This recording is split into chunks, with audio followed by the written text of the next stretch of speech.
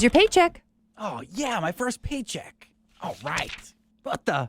I earned $2,100, but I'm only taking home $1,600. What gives? Yeah, I get that a lot. You're expecting something a little bigger, huh? What? Who's talking? It's me, down here. Huh?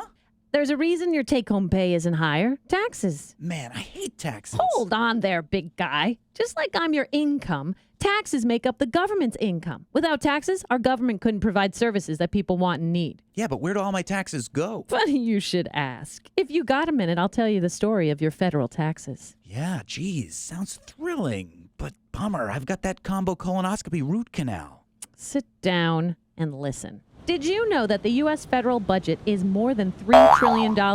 How the government raises the funds to pay the bills and thinks about spending affects you directly. Let's start by looking at my stub. Okay. First, here's your FICA, or payroll taxes. They're collected from both you and your employer, and they pay for things like earned benefits. They flow into a pot of money called trust funds.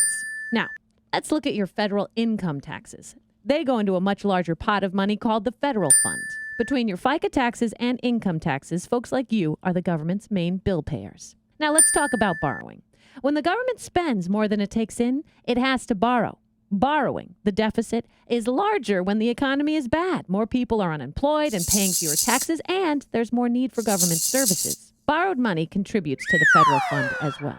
That's the government's income in a nutshell. But what does all that money buy? Now, my friend, that's the trillion-dollar question. In 2013, the government will spend more than $3.7 trillion broken out into three chunks: mandatory, discretionary, and interest on our national debt. Remember those FICA taxes you paid? They go to trust funds, which help pay for mandatory spending that's required by law. For example, Social Security and Medicare. Everyone over 62 is eligible for this support. A big portion of federal funds, that is your federal income taxes, goes to discretionary spending that happens at the discretion of the president and Congress every single year. One discretionary item, for example, is the military. 57% of all discretionary spending goes to fund the military. Now, look down here. 6% of discretionary spending goes to education for things like Head Start and community colleges and Pell Grants. Discretionary spending plus mandatory spending plus interest we have to pay on our national debt equal all federal spending.